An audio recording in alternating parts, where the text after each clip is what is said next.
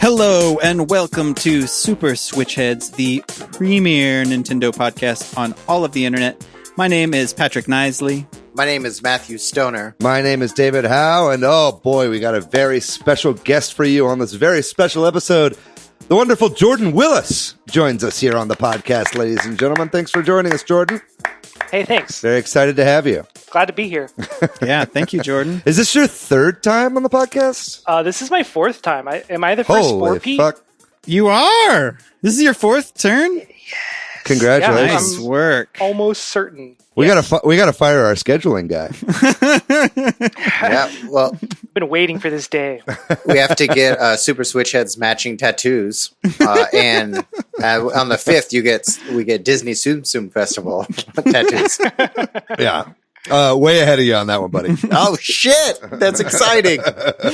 Well, Jordan, you are here to talk with us on this episode 82 of Super Switch Headz about the recent Mario 35th anniversary direct that happened. All the good, bad, and ugly that came out of that. So that's cool. Is everybody doing all right otherwise? Yeah, I'm still reeling from how unfair that Nintendo Direct was. I'm just, man, you know, if only Mario 64 was in widescreen, I would finally be happy. You'd be happy? No, I'm doing fine. Finally, that's the only thing that is required for the rest of your happiness level. And Nintendo knows this, okay? And this is on them.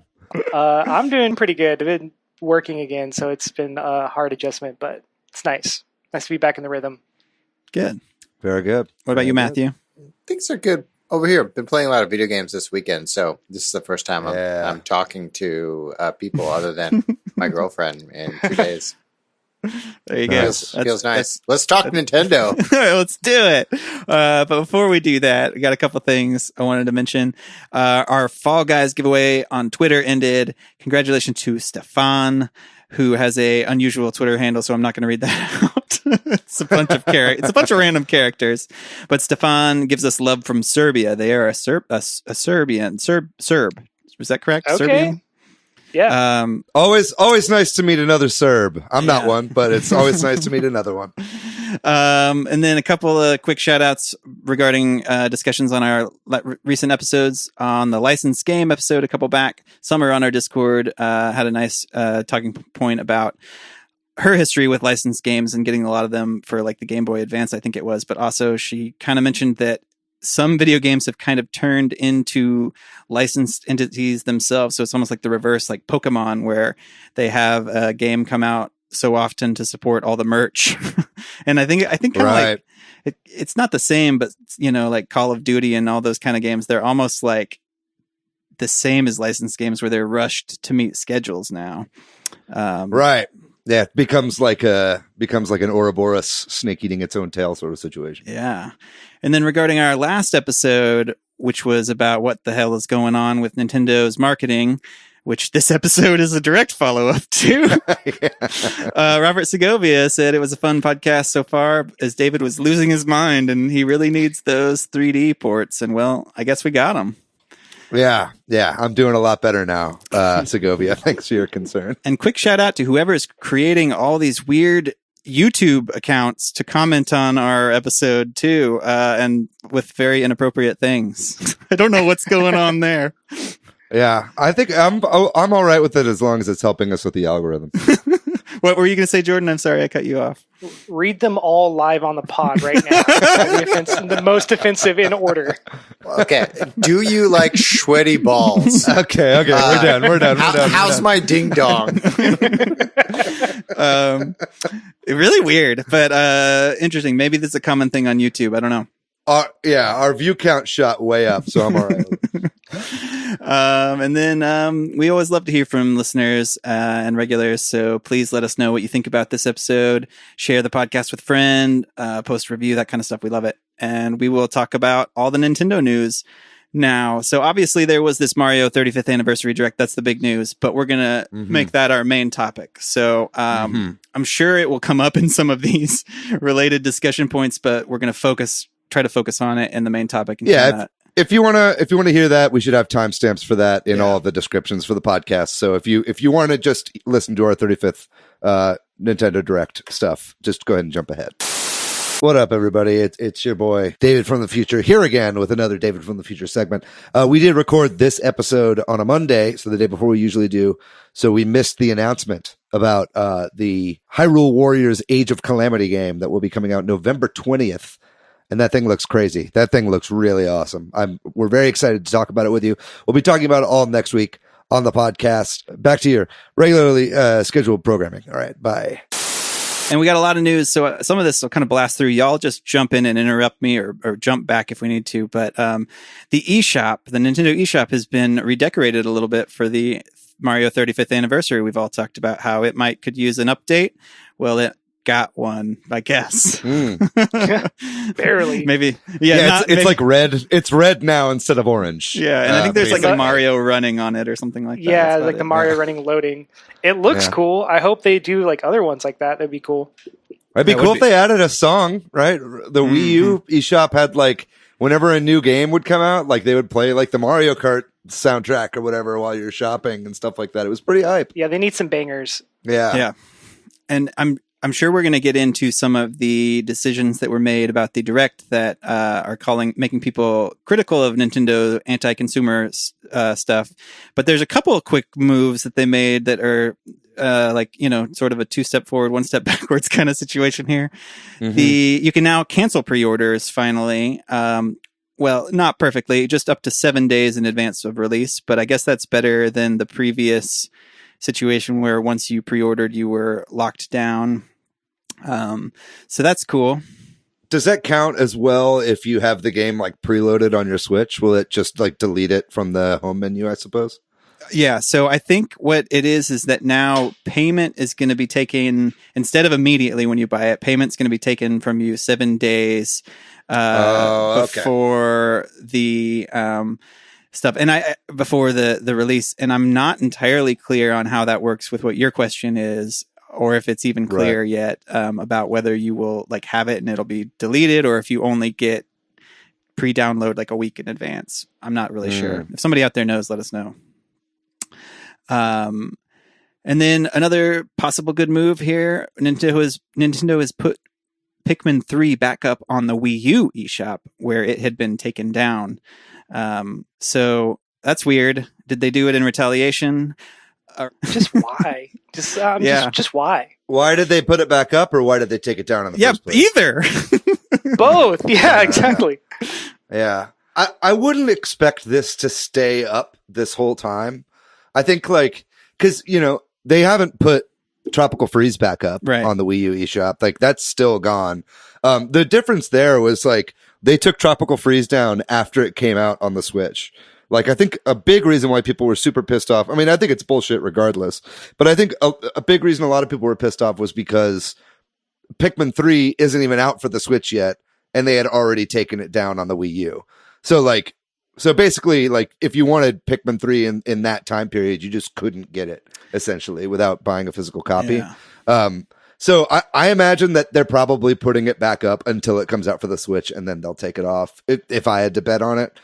Which is still scummy, but it's nice to see it back now because it was total bullshit that they took it off. Yeah, we'll see. Because 3D World, which obviously we'll talk about, is still up. And I think they did put Tropical Freeze back up for a brief period of time as well, back whenever that happened, and then took it down again. Really? I think so. I could be wrong about that, but that's kind of my recollection. It's such a weird thing that's going on with that. It's.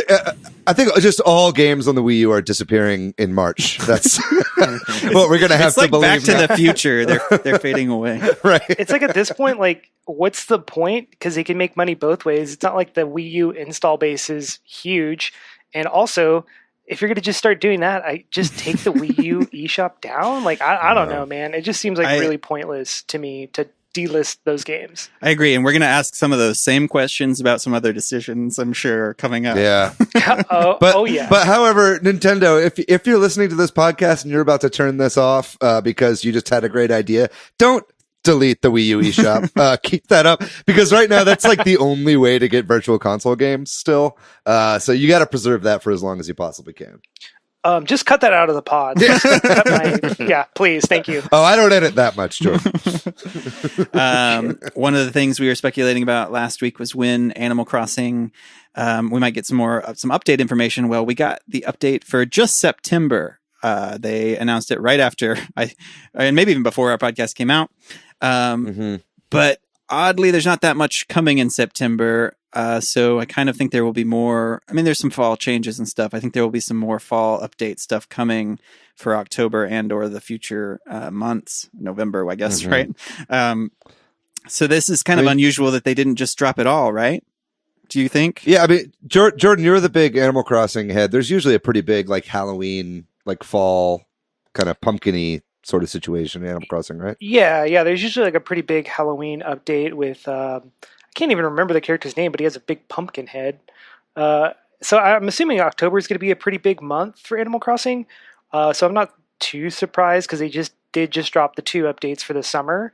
So I'm not so super surprised they didn't really have much for September. And the September update just feels like stuff that was already baked into the game. They just like maybe use the update to activate it, basically, you know? It's basically just like plants and animal updates, right? Yeah, there's some like DIYs and trees drop pine cones or acorns now. And so you can build some stuff with that. But it's not like honestly a ton of content, which is fine. I mean, well, I say that I'm always like a little bit bitter because my partner in crime plays Animal Crossing on the phone, and they have like the sickest items. Yeah. And I'm like, can you please like just transfer some of those over to us, please? Man. Like what?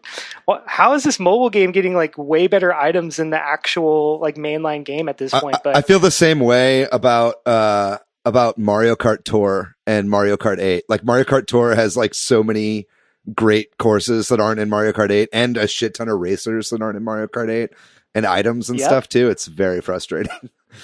Yeah, it's weird. I get it. It's like a different type of game and mobile. You have to keep the content updated, but man, I wish one day. Mario Maker 2 hit 20 million courses uploaded online. So that's a big number of levels that have been dropped on Mario Maker 2.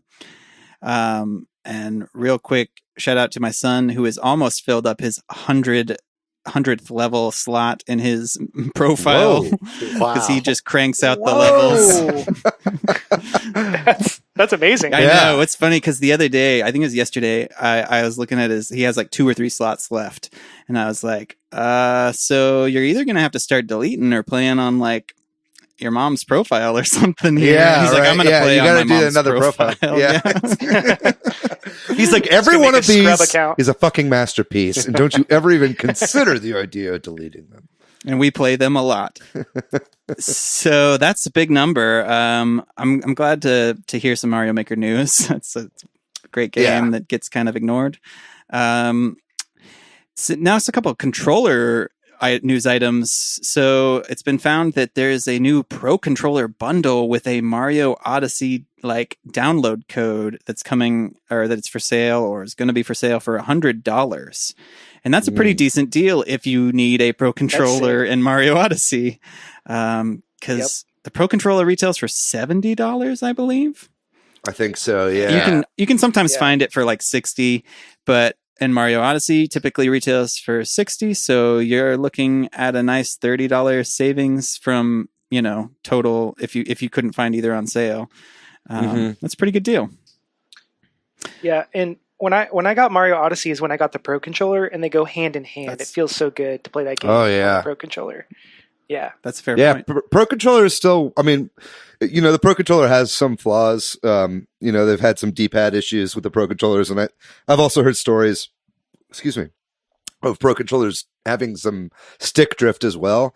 But at the end of the day, if you don't have a Pro Controller, it's so worth it. And if you don't have Mario Odyssey, pick this up, because that's a great game, and the Pro Controller is one of the best gaming controllers I've ever used. It's just so comfortable, and everything works really well on it, other than the D-pad. And even then, it's not that bad. It's just not good for Tetris 99. Yep. Yeah. Another news item that's making the rounds right now is a patent for a standalone Joy-Con was discovered. Originally filed in Japan back in 2018, but filed this year internationally. It shows a picture of a Joy-Con that does not attach to anything. It's just got sort of like a round edge all around. And so there's obviously patents get filed. Nothing could be made here, but this could be a great thing to buy if you had a Switch Lite. Or the speculation is if there is indeed, and we've talked about this before, a purely docked Switch, like kind of like just a digital only, a nice like the Xbox SAD. If they had something like that, this could go along with that to kind of have the same sort of Joy-Con feel. But I hadn't thought about it in that way, but I think that is some pretty good speculation as to what that could be for. Yeah, and I think that there's... What if... What do you got?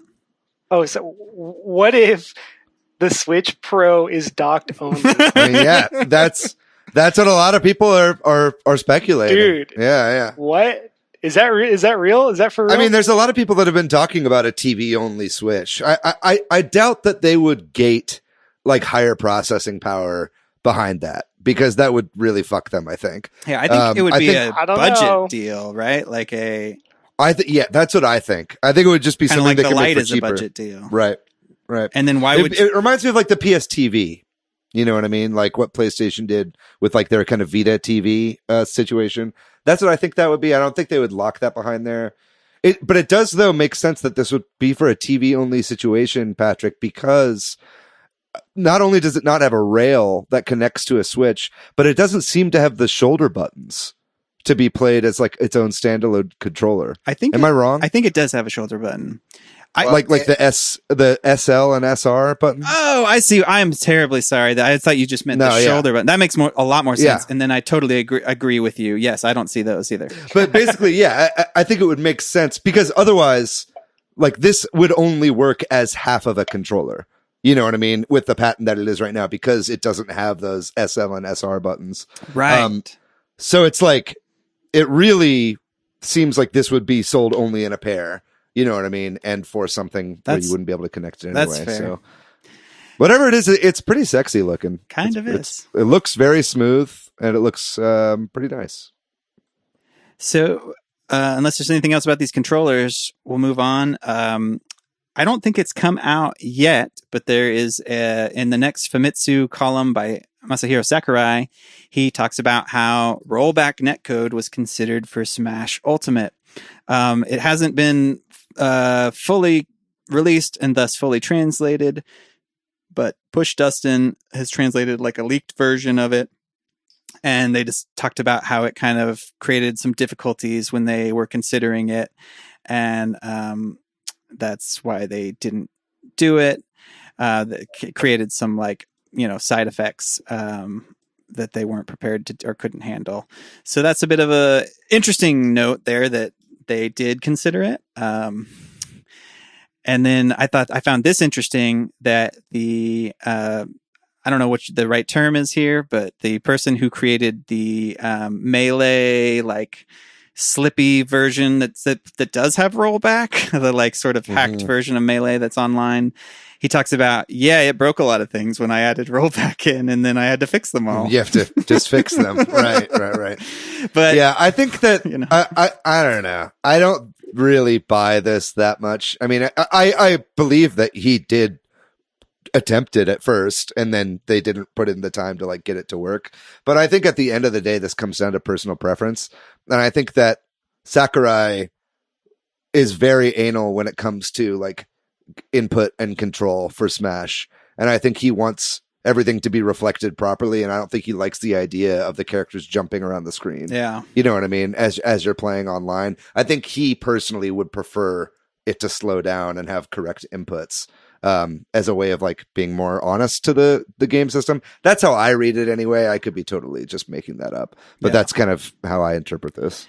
And I'm going to guess you guys can disagree with me that the online interface for Smash, like many Nintendo games, is not their first thought. And so the guy that created Slippy, he also says, if you think your game is going to sell 20 million copies anyway, and then encounter these problems, why would you want to delay? Like, why would you want to fix this and not just go with what you know how to do? That kind of makes sense to me that maybe they didn't prioritize that. But yeah. It's been hard for me to get into Smash Online, honestly, because of the online. Same with Mario Maker 2. It's like both of those like should be knock out of the park, ace in the hole, fucking suck you in and play 500 hours of this sort of situations. I know a lot of people that do play a shit ton of Smash Online, and that's great. But it's like the lag for me has never really. It's been to the point where it just doesn't draw me back. You know what I mean? Personally, so I think it's kind of a shame that they didn't go with this. I'm in the same boat too. Like the lag every time I log on, it's like 3 matches in, probably even the first match, I hit a patch of lag, and I'm like, I just want to log out. Yeah. I can't deal with this. Like, it's like so frustrating. Mario Maker, I usually play single player and download the levels, so I don't really run into that issue, I guess. Right. But for Smash, it's like the verses. insane. The verses in Mario Maker is so fun. Like if it didn't have lag, like occasionally when you get a match that doesn't have lag, which is not the majority of the time, it's like so fun. And if there was no lag, I would play that probably as my most played mode in that game. It's just a shame. It's like, especially in something like Mario Maker, man. Like, it's Mario. Come on. We're about to have Mario 35, which has 35 players at once instead of 4. So, like, surely we can figure this out, right? Like, that seems to be smooth. Are there any Nintendo multiplayer games that have rollback?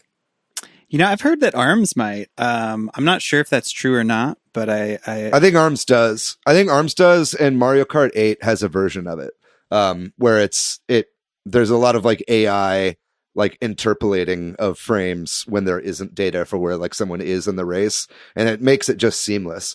Obviously Mario Kart 8 has its own issues where it drops connection all the time and all that kind of shit. But it's like you're never going to have jittering or something like that when you're racing in Mario Kart 8. It doesn't slow you down. Yeah. Right. Well, moving on, the sort of Giga Leak news continues. I think that, and y'all correct me here if I'm wrong, I think this is new stuff that has come out that shows that Nintendo was looking to create a portable GameCube, sort of maybe as a successor to the GameCube, or as a sort of, as we would now call it, mid-generation refresh, to kind of compete with the next gen of the PlayStation and Xbox. Did y'all read anything about this? I don't know a ton about it. It just sounds like they were going to have sort of a dock, sort of a very Switch-like situation is what the like specifications that have leaked show. Matt, you posted about this. Yeah. I think the most interesting thing is there was a PowerPoint presentation that got leaked, and it was a pitch about whatever this hardware would have been. So it talks about, partnering with ATI, and it was going to be have parity with the PS3 and what was it, Xbox 360 at the time. Yeah, that would have been crazy. That's cool. That would have been totally. I mean, because they went with the Wii, which was like a game changer in its own right. Like the whole gaming landscape would be completely different now if they went that route instead of the Wii route. Because they decided not to go for HD or anything like that. Yeah. It's interesting. This is an interesting piece of news for lots of reasons. The Giga Leak continues, right? Mm-hmm. And then we've talked about how the GameCube, this isn't a leak, but like that they were considering Wii-like controllers for it. They were considering now, like a Switch-like situation.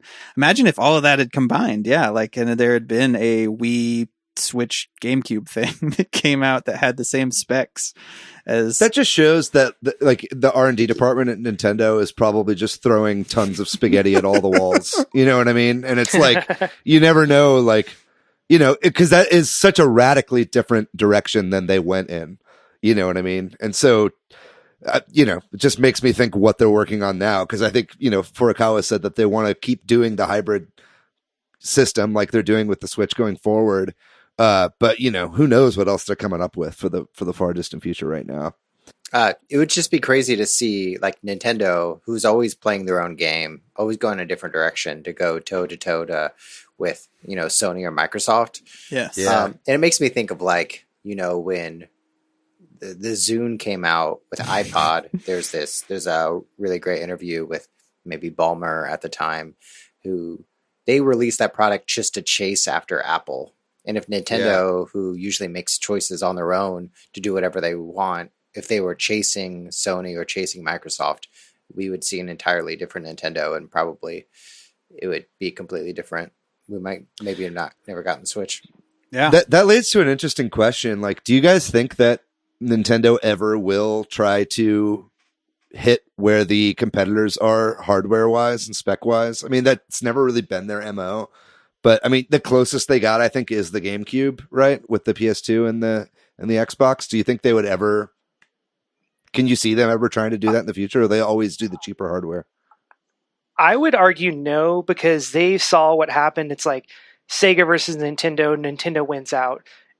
Multiply that, but with like one extra person, like one system's always going to win out. Like, so they're like, the way they see it, there's like, all right, let these other two fight it out. We're going to do what we're going to do. Yeah. And we know if we do something different, we have a better chance than trying to just compete on a straight playing field. Yeah. So I don't think they'll ever do it personally. I think you're probably right. I agree. I think also you just look at their first party games, and never in any of their first party games are they trying to have realistic or crazy graphics or anything like that. They've chosen to keep it stylized and animated or, cartoony. And then what's the point? I mean, they just love 30 frames per second, I'm just kidding. It just feels good. But, I will say though, if you do want a portable GameCube, things have gotten pretty crazy right now in the modding, scene for the Wii. There are, I think it's the Super G Boy or something like that is what it's called right now. But you can basically take a Dremel tool and like hack down a Wii motherboard to where it fits essentially within like an original Game Boy container. And then there's your portable GameCube. So if you really want one, that's super possible to do. There's tons of videos online that show it off. It's really cool. I'm too afraid of soldering and hacking into a motherboard to do it personally, but definitely looks cool when it's all done. Cool. Moving on, Nintendo Enthusiast had an interview with the developers of Kingdom Hearts Melody of Memory, which we all know is the Kingdom Hearts game that is coming to Switch, the rhythm one. And in it, they specifically asked if there were plans for more Kingdom Hearts games on the Switch. And they said that Square had considered ports of existing games in the past, but found that it was difficult. And so there were none planned as of now, at least. So there's no more Kingdom Hearts, or there's no Kingdom Hearts coming beyond Melody of Memory that we know of, at least. So that's a bit of a bummer, I guess. Yeah. It's so surprising. I could see a port of either 1 or 2 or Chain of Melodies, or help me out here. What is 1.5? Isn't there? Like, don't they have 0.5? 1.7. 365 and 1/2. Yeah. Kingdom Hearts Dream Drop of the Distant Land. It's weird. It's baffling to me. Like, they can make so much money. It already runs, like, it ran on PS3 hardware. Like, just port it over. You're going to make so much money. Why? I don't understand. Even the old ones. Square supports the Switch quite a bit, and I know they have their own whole Switch division at Square that is specifically for bringing games over to the Switch. That having been said, I've got this sinking feeling that Square just views the Switch as equivalent to mobile. You know what I mean? Ultimately. Because think about what they've really brought. They're bringing this Kingdom Hearts rhythm game, which kind of feels a bit like it could be a mobile game. But then you've got Final Fantasy 15 Pocket Edition came. You've got 7, 8, and 9 that have come to the Switch, but those all also have mobile ports. Crystal Chronicles. Crystal Chronicles is also on mobile. So it's like, I just don't think that we'll see too many Square games that are multi-platform come to Switch that aren't also available on mobile. Personally, that seems to be the pattern that they're showing. And that's a bummer, because I think that the Kingdom Hearts games would run fine on the Switch if they could get a pretty decent porting job to them. And it would be really nice to have, those collections of the 1.5 and 2.5 and have the whole story up in there. You know what I mean? But it's just a shame that I don't think Square views the Switch that way, like as a home console. I think they view it as a mobile platform. Yeah, I feel there's a lot of similarities with how Square Enix makes decisions and Nintendo. Like they kind of do their own thing in like taking forever for the Final Fantasy VII remaster, wanting a remaster of Chrono Trigger or Chrono Cross. There's ample opportunity to bring these games back, and Square Enix just doesn't or hasn't or won't.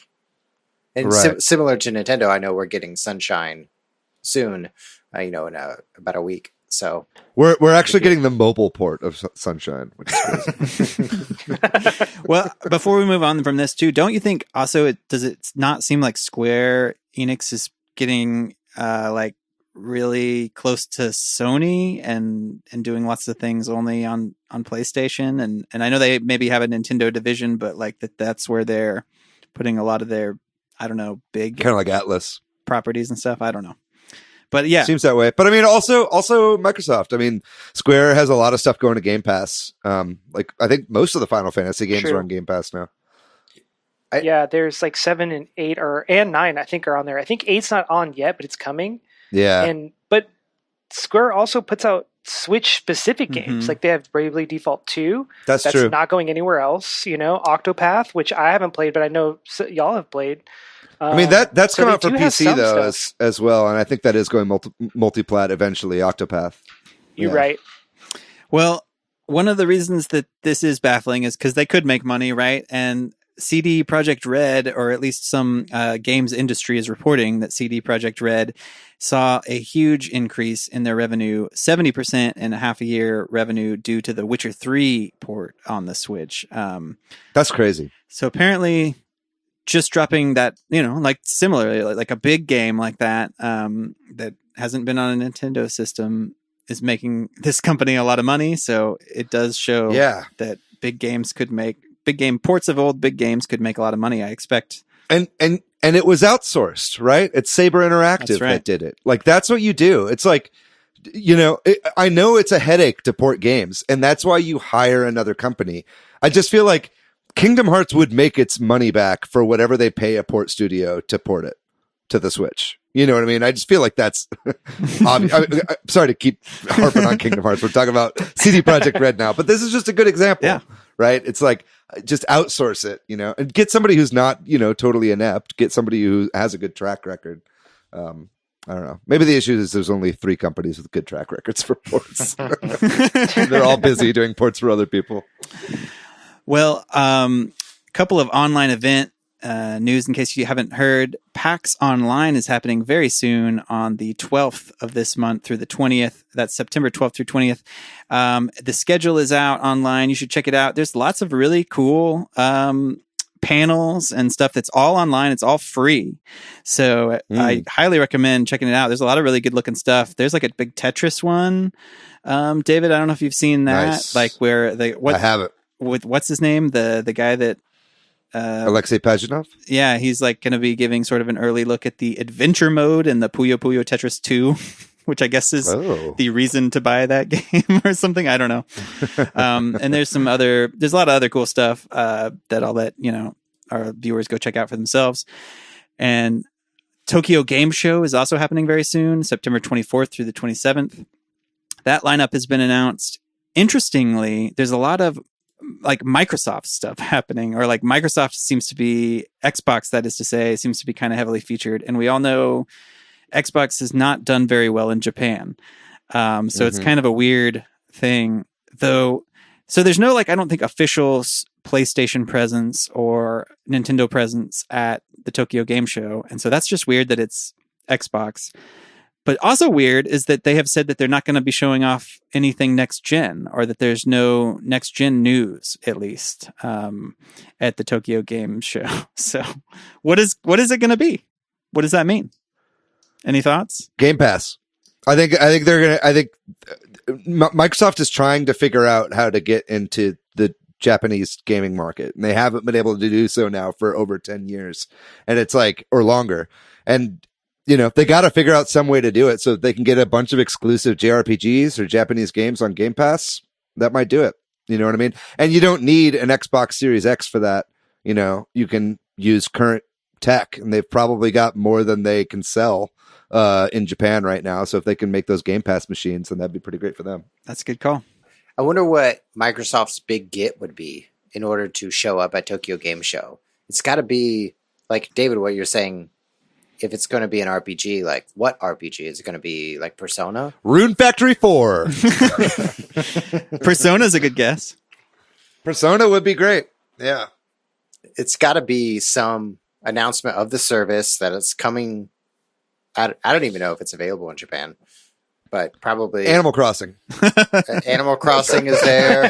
The mobile port is coming. The old Square Enix game, Urgies, with Cloud as a fighting game. I'm just shooting shit here. I'm done. Jordan, go. Game Pass on PS4. Yeah, right. There you go. Regardless of what it is, I'm excited to see what they do bring, because they need to figure out some sort of marketing situation in Japan. All I was going to say is Dragon Quest 11 Echoes of an Elusive Age is on Game Pass. That came out recently too. So they have been getting some good gets on there trying to court the Japanese market, and I never really put it together till y'all said that. Mm-hmm. Yeah, so I would be venturing to bet that they are going to be announcing more games there. Persona came to Xbox. That would be nuts. Yeah. People would be so pissed that it came to Xbox. Looks like Game Pass has been in Japan and Korea since about April. Oh, okay. Cool. Okay. We'll be seeing a big push. I think you're right. That makes sense. Yeah. Last bit of news, which is more of a rumor, and that is that our favorite leaker, Hot Girl Video 69, has been saying on Twitter that there is a direct coming, and this is after the Mario 35th anniversary direct, and they are saying this is not just a partner showcase. So, I think we've gone up and down with Tiffany Treadmore, Hot Girl Video 69, but I'm kind of back on believing them because of they called some things right in this Mario 35th anniversary that I didn't see anywhere else. In particular, the Toys to Life thing, which we'll explain more later if you don't already know. And a couple of other things that I never really saw anybody else talking about, or at least that they were also talking about, that ended up being true. So I don't know that Tiffany Treadmore, Hot Girl Video 69 has been proven wrong yet. That's a fair honestly. point. Yeah. There's a lot of stuff that's like out there that is like further down the line time-wise that might be incorrect. But up to this point, there's nothing that she said that hasn't turned out to be true. I think that they've overhyped maybe some of these partner showcases and kind of suggested that those were going to be more than they were. But that kind of seems to be true of all the leakers. So I don't think you can give them any more shit than anybody else for that. And also in support of that, there is a Nintendo Direct archive that has been updated, which apparently, and I don't pretend to understand how all this happens, this is people that pay attention to this stuff, it indicates usually when that, like the Nintendo Direct archive gets updated, usually a direct happens sometime in the next couple of weeks. And so that could just be a partner showcase, which we all know is coming because they've said it. Right. Or it could be, further evidence for this. And I put this here in the news, but I don't know if we should talk about this later. There's also been some evidence that some of the stuff that came out in the 35th anniversary was planned for much earlier in the year, which might mean that Nintendo is really just holding everything super close until release and then dropping news, which if there's stuff that they have planned for the end of the year that is on track, maybe means they will do some sort of other bigger presentation is kind of what I was. Yeah, this opens a huge can of worms. It was specifically a Ninja speedrun that they did talk about in this direct. On the website, you could see that it was planned for April. Yeah. So, I mean, if that's the case, like, was this direct supposed to happen in April? Yeah. You know what I mean? And if that's the case, was this supposed to be out, way earlier than this, maybe around E3? And if that's the case, then what the fuck was supposed to be planned for the rest of the year? You know what I mean? Yeah. It's like still everything from our last episode stands, regardless of this pretty bitch and direct we got. Yeah. I don't know. It's very, very, very confusing to read that specifically. You know what I mean? Because that means like COVID started and they were like, oh shit, let's cancel everything right now. You know what I mean? Because it's about to get fucked. Yeah. So I have no idea actually really what to make of that news. Yeah. We'll get into this, I'm sure, a little bit.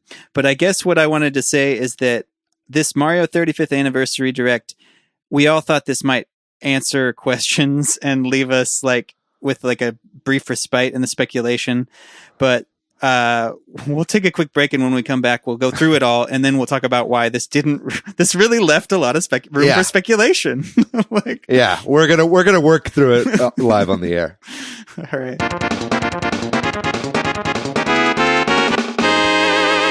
So the Mario 35th anniversary rumors were true. Nintendo put a direct out on September 3rd. Much like a lot of the Nintendo news this year, it just appeared on September 3rd, about 9 a.m. our time. Online, the video was already there, so it was not streamed live with any sort of notice. It just happened. And we're going to walk our way through it and talk all about it and do a little bit of analysis and all that kind of stuff. So, it opened with a Game & Watch Super Mario Bros. Edition that's coming out November 13th, a full color Game & Watch, which has got the original Super Mario Brothers game and the Lost Levels, as well as, they said, 35 touches to discover related to the clock element and like the original Game & Watch ball game. What do y'all think about this? I want this so fucking bad. Yup. I want this so fucking bad, and I want it right now. Yup. And it's like, and everybody's like, I'm going to buy this, and I'm not going to open it out of the box, and I'm just going to sit on a shelf for a long time. Fuck that. I'm going to buy this. I'm going to open it, and I'm going to play it all the time because this looks awesome. So cute. It's like, makes me wonder. I'm like, I thought the next Nintendo Mini, whatever, was going to be like a handheld Game Boy with a bunch of games in it or something like that. But this is an interesting substitute. I'm also more curious to see what hackers do with this and to see what kind of ability they're going to be able to unlock with that little system. We'll see. That's true, because it's USB-C. So, like, theoretically, you can pump a bunch of data into this thing. And it's going to sell for $50, which seems okay, I guess. Do you think that's fair? Do you think that's a decent price for this? Yeah, I mean, everybody's shrugging. I think so. It's fine. It's a collector's item. Totally, you know what I mean? Like, it's not meant to be, even like you said, Jordan. I forgot your name, Jordan. That it's not really like a mini system because it's only got 2 games on it. Yeah. You know what I mean? Like, it's meant to just be a fun thing for collectors. So it's like, I think this is fine. There's just other things in this direct that piss me off. This is not one of them. I want to hack it and play Doom. Hell yeah. Shouldn't be too hard. And then the next announcement was Super Mario 3D World is coming to the Switch, like we all thought, one of the many things that was leaked. However, instead of a deluxe version, this one is called Super Mario 3D World Plus Bowser's Fury. And this game is the farthest off announcement, I believe. It is coming next year on February 12th. So a lot of these announcements are super soon, and this one's a little bit further away. Right. And do you have something to say, Jordan, real quick? Oh, the furthest off announcement is the Super Mario Animal Crossing furniture, which is in March. Good call. That's true. Very good. Which you know what? Thanks for keeping an eye on Patrick and keeping him in check. That's he says a bunch of bullshit all the time. I get drunk with power over here. But for real, that's a good point. But in terms of like brand new games, this is the furthest off, or even some of these weird like things that aren't games like the Game & Watch. But one of the things that's interesting about this, and I don't think they said this in the trailer, but it's been since explained, is that the gameplay is altered for Super Mario 3D World, that they've sped everything up. Like when you have the bell, the cat suit, you can climb higher. They've added motion controls. There's online multiplayer added to this game. Online co-op. Yeah, for the whole game. So those are pretty cool additions. I've never played this game. I've always kind of wanted to, but I hear it was kind of played slow. Good. Yeah. Do you think that, did it play kind of slow for those of y'all that played it? It did. Yeah. Yeah. It's always been a great game, but it's like, it's slow in 2 ways, because it's got this mechanic in this game where you start running a little slower, and then the longer you run, you get this little boost of speed.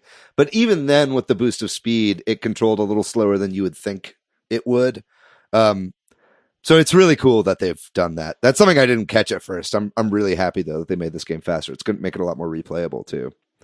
And then instead of like making it a deluxe game, or this is the way they did that, there's this expansion. And they didn't really explain or show much about it. I expect we'll hear more about it in the next several months. But Bowser's Fury, a lot of people are out on the internet saying maybe this means you could play as Bowser.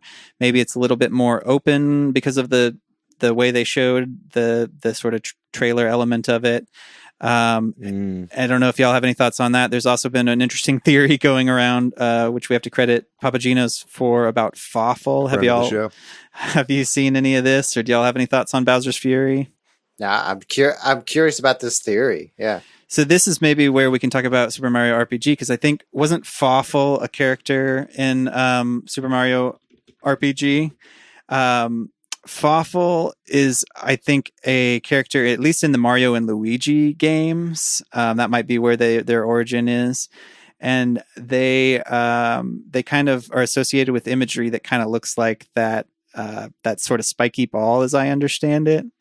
I've never played a Mario and Luigi game. I've played them all. I love that series. I think that is the true successor to Super Mario RPG and Paper Mario, really, because it kind of takes a lot of the same mechanics. But Fawful is from Super Mario, or Mario and Luigi Superstar Saga, and the way this release is even named reminds me of how they've been doing the Mario and Luigi naming, where it's like Mario and Luigi Superstar Saga Plus, or Mario Bowser's Minions or whatever, right? Yeah, and then they did the same thing for Bowser's Inside Story, which is like the third one in that series. So that is immediately what came to mind when I saw that. I was like, why are they doing this naming convention that's associated with the Super Mario, like Mario and Luigi series? Like, to me, that lends a little bit of credence to the theory, but that being said, I don't necessarily buy it. I think it's Dark Star that is associated with Fawful that looks like has similar imagery, at least, to the... I mean, there's lots of stuff in Mario that looks like that. Yeah. Like there's also the black little spiky balls that go around on the tracks. Balls, You know, exactly. So there's lots of stuff that looks like it. I think it's just Nintendo using Mario imagery tropes, you know what I mean, for evil stuff. Yeah, totally. You know what I mean? I think that theory is a little obtuse, personally.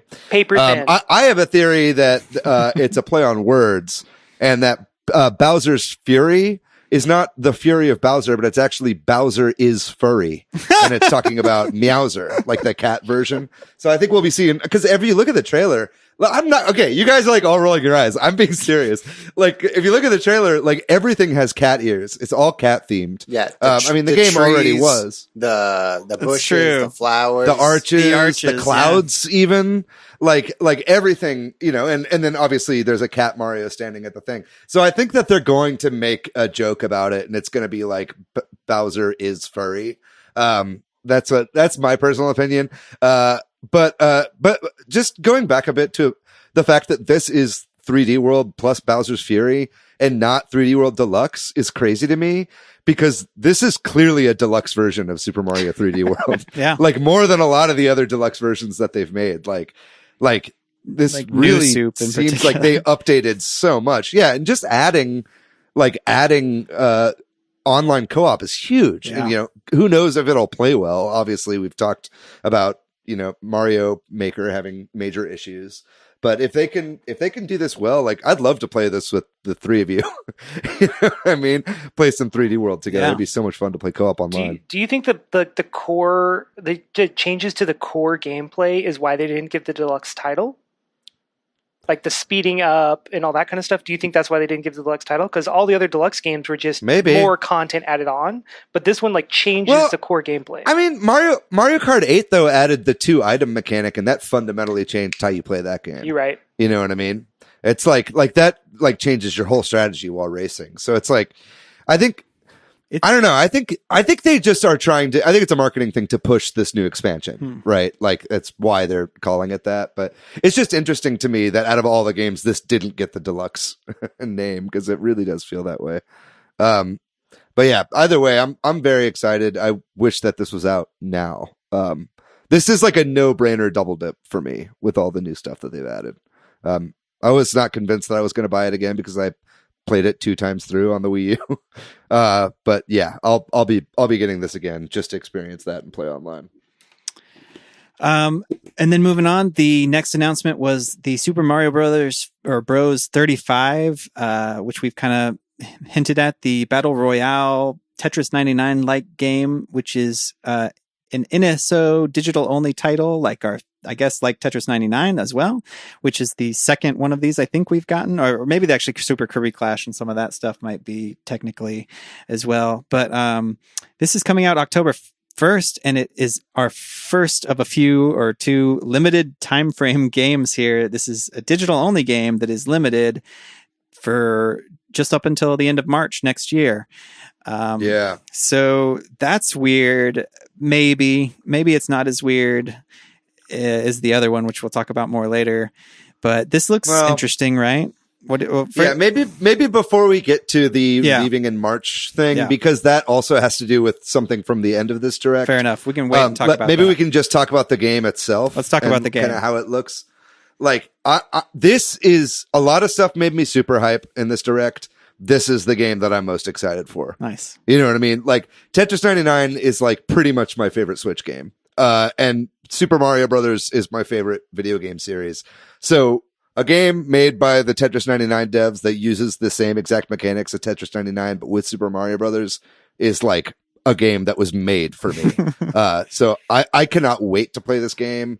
And I only hope that the reason it's going away in March is that they will change it to Mario 99.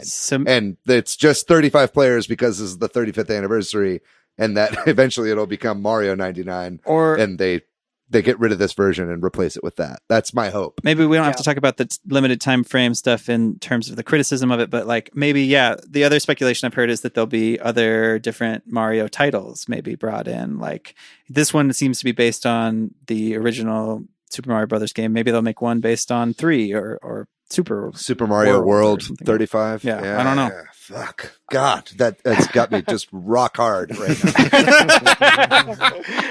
I just can't imagine like they would spend all this time for a game like this to just only have it available for that amount of time. Like, I think it's more of an idea like at the end of it, maybe they'll release a game like this, but with more options.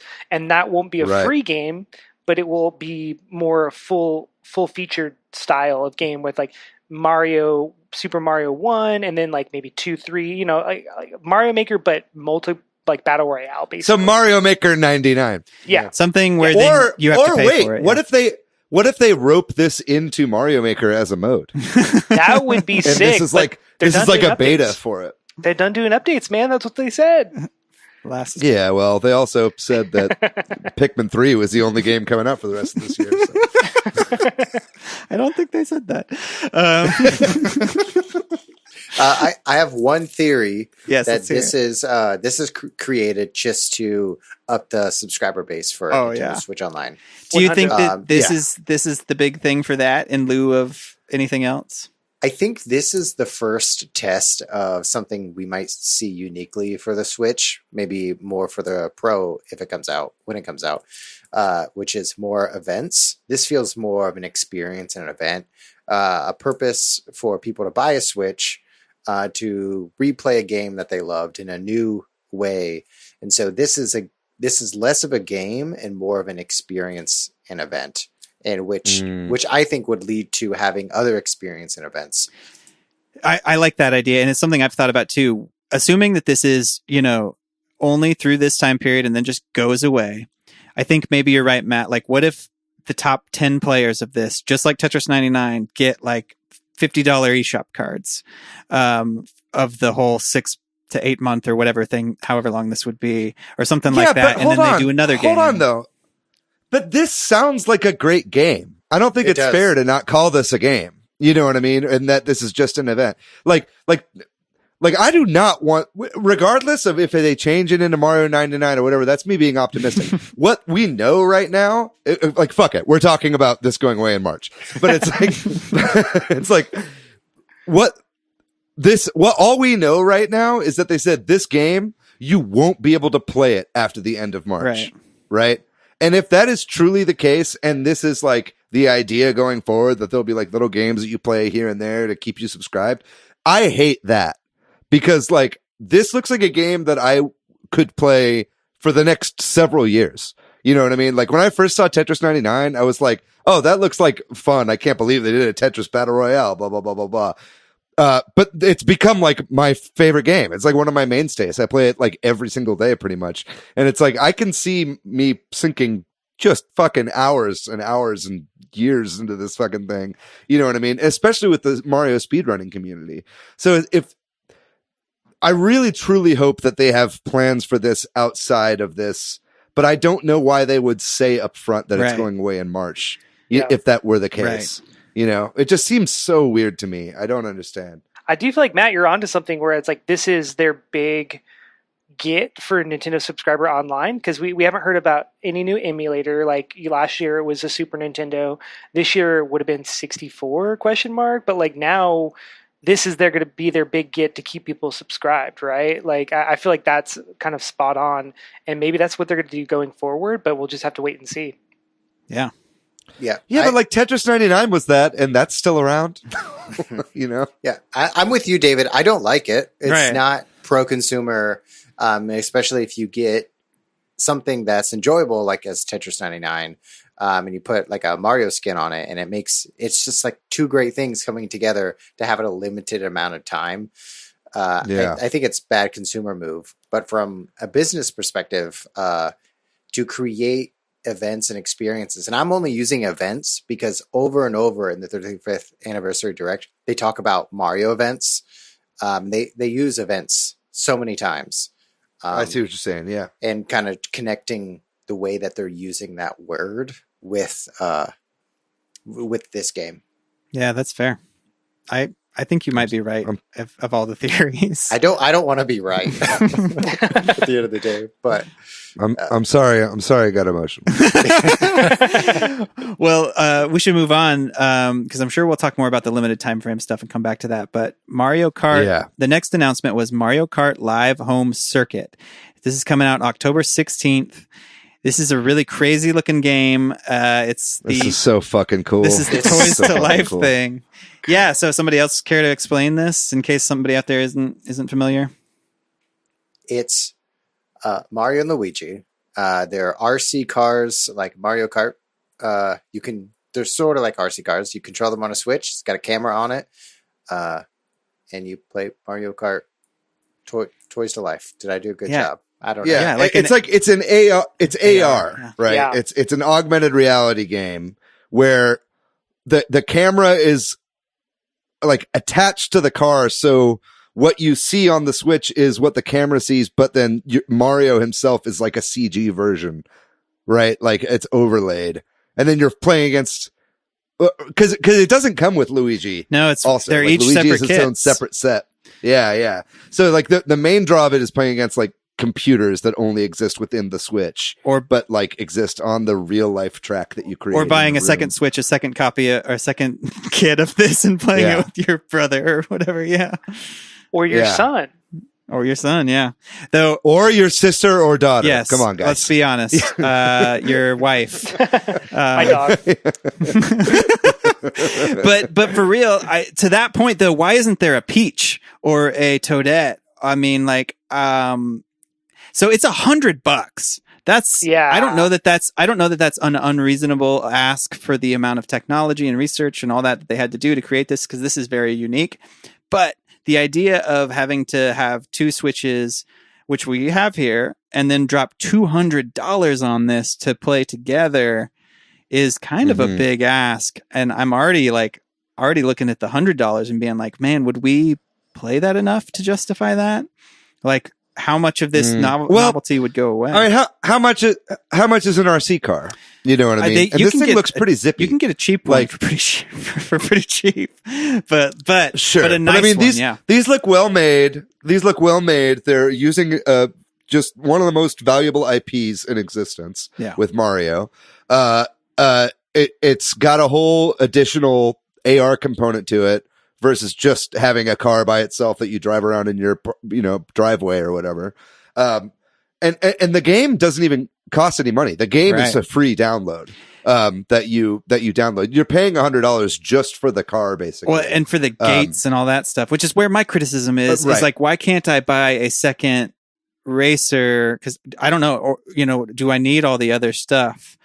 We'll find all this out, and I'm instead of rushing to pre-order 2 of these to play with my kid, I'm like, I'm gonna wait and see if they drop like more news about this to see, do we need to buy 2? Is there going to be some additional racers and stuff like that, that you can buy for cheaper? I don't know. I think you will have to buy 2 because cardboard can't be that expensive for those gates. You know what I mean? It did leave me with way more questions than answers. Like I watched it, I'm like, dude, there's not enough information here. I got so many more questions. Like, and to your point, like, does every kit comes with the racer and the checkpoints? Is that correct? Yeah. And there's so only you can 2, only play locally, right? Mm-hmm. You can't play online. So I presumably. mean, well, how would you use a Star Trek teleporter to beam your friend's car over? So sick if someone could log in and be one of the ghost racers, and you could have your friends play that. And you could all, I guess so. Like, you know what I mean? Like, I could have it set up at my house. But where would the camera be? It's like a camera going through the real. Real quick shout out to Game Explain. As they do, they have done an in-depth analysis of this trailer. And if you want, it doesn't answer a lot of these questions because they just aren't answerable. But like, if you are like dying for more news right now, like I kind of was, you can go watch that and hear them really overanalyze this trailer. And I watched that. It's we'll see. There's still so many questions. I don't know. I'm hesitant to buy it right now. Yeah. One of the weird parts of this is like at the bottom of the website for Mario Kart Circuit it's designed by Velen Studios, and I've never heard of Velen Studios. And this looks like to be their first project. They got some funding by EA. Looks like a couple years ago. That's crazy. And they're like industry veterans. I haven't figured out like who they are. They've worked on a lot of racing video games in the past. This isn't like their first. I mean, not as a studio, but it's like a lot of the people that they've come from different studios that have all done racing projects before. Like, I'll be honest, this game looks awesome, and this looks like something I want to play with my son. My concern is, do I pay $200 to play something that lasts us a couple hours at best? You know what I mean? Like, hey, you're the one with all the labo, man. I've already done it. Yeah. Damn, called out. This is the kind of thing I want to like ask for like a birthday or Christmas or something. Right. I feel like, either way, this is like when I was a kid. This is what I imagined toys would be like in the future. You know what I mean? And It's like finally coming true. Like if this was around when I was a kid, I would fucking go absolutely hog wild for it. I would like not stop asking my parents for it for Christmas. You know what I mean? Like this would be like my dream game when I was a kid. So it's just crazy that we're at this point. Yeah. And the AR looks really smooth. Hopefully the game plays as well as this proof of concept video shows. But it also, something that's interesting is this seems to be a pretty similar idea to the Mario Kart ride at Super Nintendo World, right? With the kind of augmented like VR kind of headset that you wear while you're driving around on the track, you know, with kind of AR items that you throw at people and the car like slowing down when you hit them with a red shell or whatever. Good call. So this seems kind of like they took the idea of the ride at the theme park and kind of, you know, shrunk it down literally to like a toy thing. So super cool concept. We will see how the execution lands is kind of how I take it. Yep. And then they did sort of a sizzle reel of the 35th anniversary tie-ins, a lot of which we've kind of seen before. I'm just going to burn through this list. If y'all want to talk about it, please interrupt me. There's a pin set of rewards through the My Nintendo program, which is kind of cool because we don't get a lot of So physical cool. rewards in the That's US. awesome. Yeah. So sick. Yeah. If you haven't done those yet, start doing those now, because I bet that the supply is going to be very limited for that. You can already do like 4 of the 6 rewards right now. One of them starts very soon with a Mario Kart Tour event, and the other one is buying the 35th 3D collection. So make sure you do those so you can get those pins if you're interested. And like you said, Mario Kart Tour, you have to play that. They are doing an event, and that's what you have to play. That's tied into this, where Mario and Donkey Kong Jr. from Super Nintendo are playable characters. There's 35th anniversary merchandise at the New York store and online to buy. There's a tie-in with Super Mario Maker 2. We kind of talked about this in the news section. There's a Ninja speed run. This is the thing that allegedly was originally scheduled for April. There's a Smash Ultimate tie-in tournament, which I think is happening in November, December, which is fueling some speculation about, will that be a Smash character reveal, which maybe we'll talk about more later. Maybe we'll see. I hope so. We'll see, because I think that this tournament is scheduled, and I don't have this information in front of me, so I could be wrong, to last longer than a lot of these are, and so people are thinking maybe that's why. Maybe there's a character. So there's a Splatfest. Sorry, go ahead, Matthew. It's going to be Waluigi. He's going to come, but he's only going to be fighting until March. and then they give you your $5 back or something. Oh my god, dude, bury me in the ground. There's a Splatfest in Splatoon 2 in January, and then, like Jordan, you mentioned, the farthest out thing here potentially is this Mario Furniture's coming to Animal Crossing in March of 2021, and they told us now. Which is weird. It's such a great celebration of the 35th anniversary on its 36th anniversary. It's weird. And we'll talk about that maybe more too later, why that date, or which there's some things about that. And then there's a bunch of products, these Pumas, the clothing from Black Milk, Hasbro board games, Jack's like Mario toys, the Lego tie-in sets. We've talked about a lot of that before, but if there's anything else you want to talk about, any of those you want to mention, do it now, I guess. I would say the one that we didn't really give enough lip service to is the Splatfest in Splatoon 2, because not only are they doing a brand new Splatfest, like not one that's a rerun, even though they said they're done with Splatfest, we're getting a brand new one. It's Mario themed, and it also comes with a bunch of merch. Yeah. You can buy t-shirts for it. I think even right now you can buy like keychains and shit like that. So they're really going all in on this for the Splatfest. I'm actually really excited for that one personally. Anybody else have anything from these that's interesting? No, it's now, if they're going to be Mario stuff in Splatoon, that means that Mushroom Kingdom exists somewhere in the universe of Splatoon. Yeah. Yes. Well, they aren't bloopers, yes, connected dude. universe. Bloopers. Yes, let's go. Aren't there, like Nintendo consoles in the background in some Splatoon stuff too? So maybe, they're like post-apocalyptic. They're remembering. Yo, I've seen renders of Mario playing Mario Brothers 3. Like, it's not out of the realm of possibility. It's like when in the comic books, like, somebody reads a comic book. Yeah. Well, doesn't Marvel Comics exist within the DC Comics universe? I don't know. Or vice I think it versa? does. Probably, yeah. Yeah, they mention Batman sometimes. Anyway, go ahead.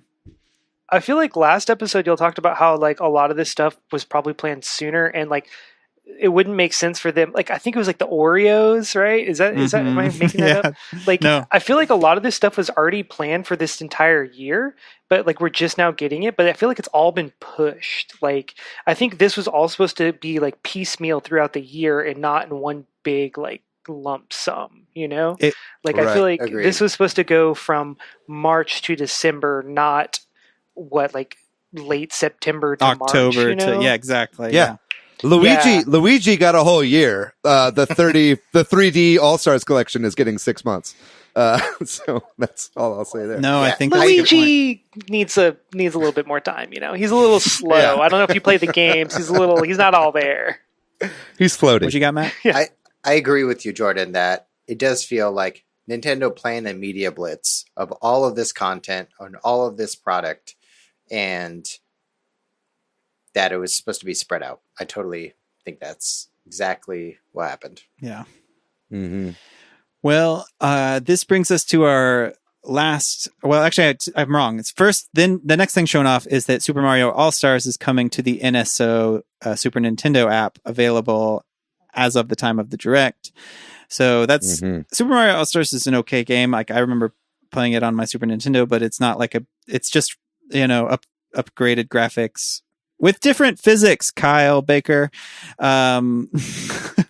Shout out to our Kyle. I do take a little bit of issue with you saying it's an okay game. Wait, it's a great game. It's like a collection of some of the best games. I guess what I'm made, trying to say like is, like, when you already have all those games on the app, it's a different feeling, but it does have better graphics.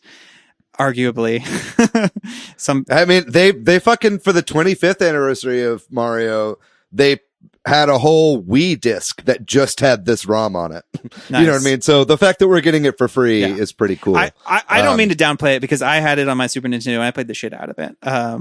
Yeah. I guess I just feel like it's a weird addition when you already have all the originals on there too, that are just as easy to play.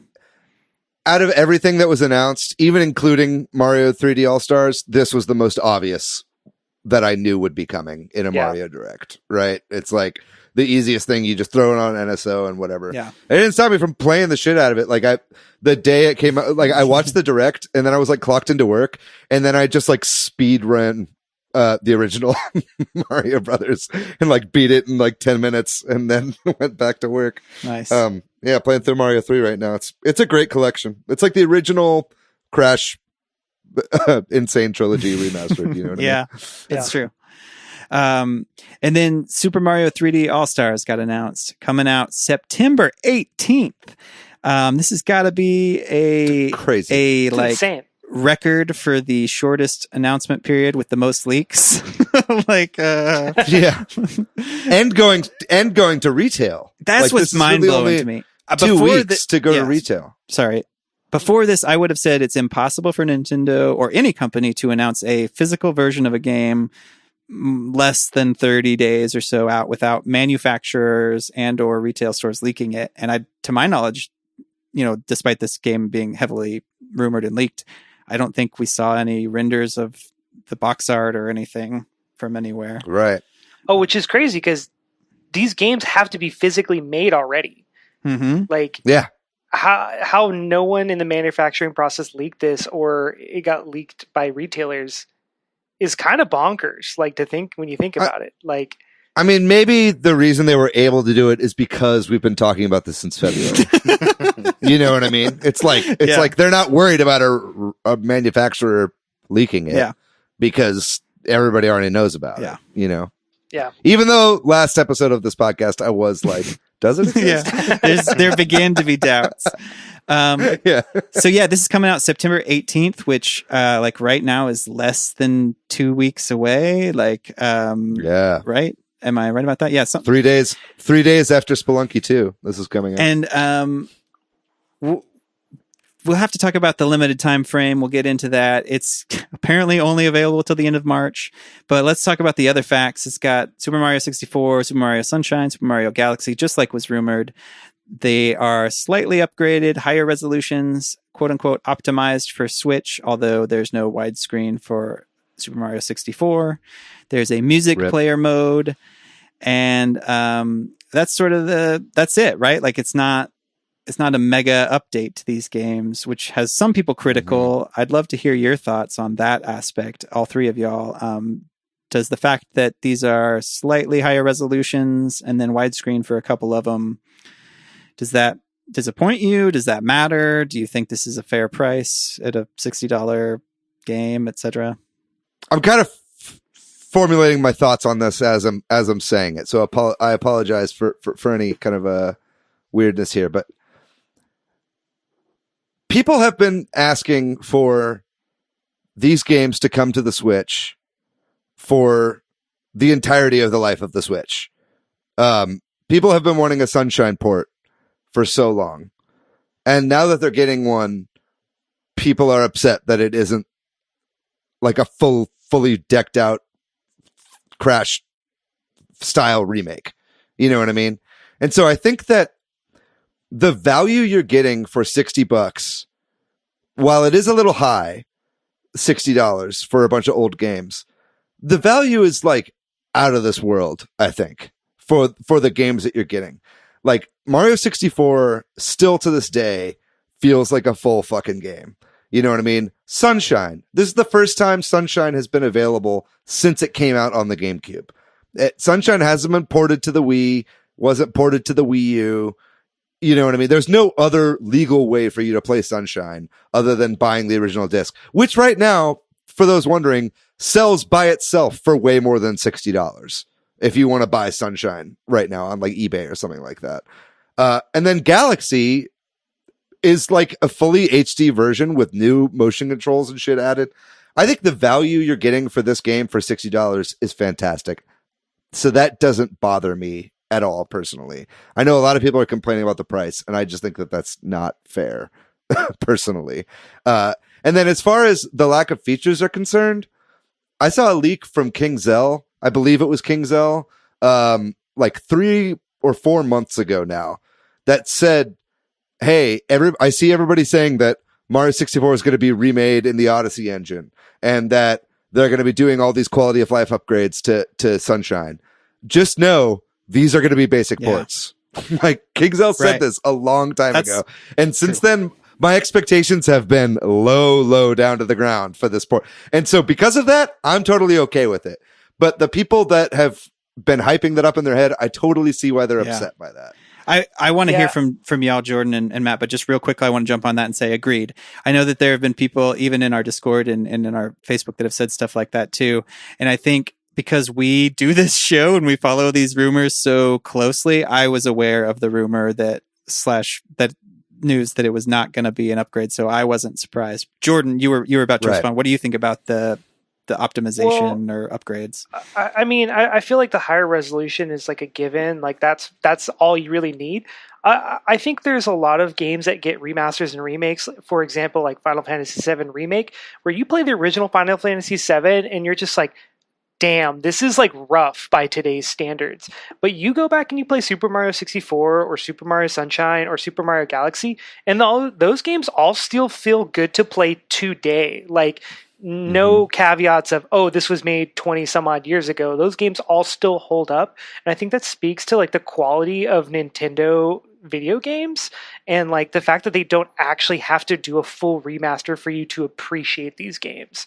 And so like people complaining that it's not upgraded or remastered or whatever. And I'm like, what do you need? These games are amazing on their own. Like, what the hell, man? Like, yeah, that was just whenever I heard people responding that way, I was like, y'all ignorant. Get out of here. These are great.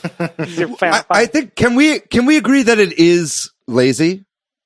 It is kind of lazy. You know what I mean? It's like they could have made Mario 64 widescreen. Yeah. You know I think what that's I mean? the biggest. They could have made Mario 64 and Sunshine 60 frames per second, but they didn't, right? And that sucks. I think we all can agree on that, right? Like that would be better if those games had those gameplay improvements, right? Right. What do you think, Matt? Yeah, what's your take? Yeah, I think like contextually that the time that it's releasing is 3 years into the Switch, and we've seen a lot of ports. We've seen lots of HD remasters, a little bit of remakes. But like David, you mentioned like the Crash re-release, which got HD, higher resolution, and I think of like a Spyro Reignited was the same base game with higher resolution textures, better sound, and because of those are remakes, that was ground up, you know. Exactly, yeah. Because we're in a series of like a lot of ports coming to Switch and lots of these HD remakes and remasters that are coming to PC and consoles and kind of all over the place. Like I'm kind of prone to think that Super Mario 64, of course, Nintendo would do a higher resolution, would do widescreen, would do 5.1 audio, or, whatever that would be. I don't know. But I'm expecting it because that's the rest of the industry. Right. And so it does, I agree. It is lazy, yet, like these, Jordan, I also agree with you. It's like, these games are great. I can't wait to play Sunshine. I haven't played Sunshine in, like 15 years. Yeah, same. Well, so is Nintendo lazy, or did who made Spyro or the it's Activision, I guess. Mhm. So is Nintendo lazy, or did Activision go above and beyond for those ports? I guess that's the question. Can it be both? Right? Yeah, why can't Yeah. Nintendo go above and beyond? Well, Yeah. I think there's I think there's also. Oh, yeah, this might be what you're going to say, Jordan, but are you going to say something like there's a aspect of wanting to play a game like it kind of was originally intended to be? Like, like, do we want every game to be remade? Do we want some games to come and have that same feel? Is that kind of where you were headed, or you got a different thought? yeah, that I feel like Nintendo, those hold true to like their platforms, but I was also going to say too, like Spyro, and Crash Bandicoot, all those 3 trilogies, those games all came out on the same system, right? So like upgrading those 3 games, you can make one set of that game and then multiply it times 3 pretty easily. That's a really good point. But you got 3 different generations of games making that you'd have to make an individual remaster for each one of those games, and I feel like that would make the development process like much longer than something like the Spyro trilogy or the Crash Bandicoot trilogy, something like that. I think like even Medieval got a remake, and it's like those both came out on Right. PlayStation. I feel like that's a big factor that like no one's really talking about. It's like that's call. 3 completely different generations. Would Yeah. you sacrifice this for like a completely remade Mario 64 or Sunshine? Like just pick one of them and then it's to the moon, but you don't get the other 2. That's kind of what you're saying. Yeah. I mean, Nintendo already remade Mario 64 for the DS. They've done it. Yeah, like there's a full 100% ground up remake of Mario 64 that Nintendo has already done. I don't blame them for not wanting to do that again. You know what I mean? And I think something that you said, Patrick, is you're right. I think that at least what they're going to be, at least their justification for this is they wanted it to be the experience that you had when you were a kid, but slightly better. You know what I mean? They didn't want to make it totally different because then people would complain that they just want to play Mario 64 on their Switch and they can't. That's true. You know what I mean? And so that's at least the justification. That having been said, I think it can be both. I think that Nintendo can be like, okay, well, we don't have to put as much effort into this and we'll just essentially port it. Because all signs are pointing to that Mario 64 is emulated for the most part, or at least it's based on an older version of the Japanese version where he says bye-bye instead of so long, Gay Bowser. But so it's like, and also like this is coming out in 2 weeks, so we'll fucking see. Yeah. You know what I mean? Like this is all speculation for something that is coming out very, very soon. True. Listen, you just kind of breezed over them removing So Long Gay Bowser. I'm just very upset about that. I can't even tell you how long I've been making that joke since high school. Yeah. And This I is wanna crippling for the LGBT community.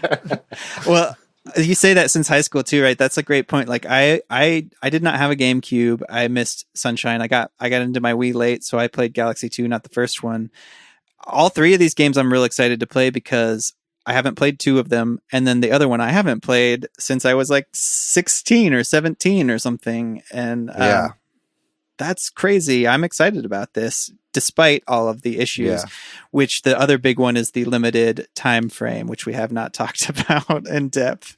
Right. And maybe we can talk about that. Maybe before we get to that, I think we should probably just quickly mention the fact that Mario 64 had a PC port that runs at 60 frames per second and is widescreen, scalable widescreen as much as you need with 0 issues whatsoever.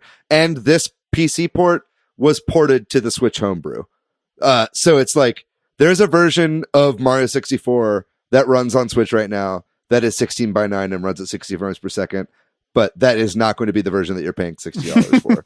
So that I can definitely understand why people are upset about that. You know what I mean? Like, I think we have to pay some lip service to that because it's like, it's been proven that with not that much effort, this stuff is able to get made pretty easily. Anyway, we could talk about the release. Well, I'll tell you what. now. Let me do this. Let's save that for a second then, because I think it kind of is one of our final points. Maybe like the whole direct closed with like a look back at the history of Super Mario Brothers. Did that do anything for y'all? That was kind of cool, I guess. that's pretty cool.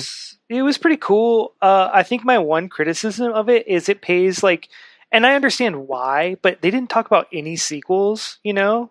And I feel like this is something we can get into too. Like, one of my favorite Mario games ever is Super Mario Land 2, Legend of the Six Golden Coins. Yeah. And like, they just gloss over it. I'm like, dude, that game is sick. Like that is to me one of the top 5 Mario games all time.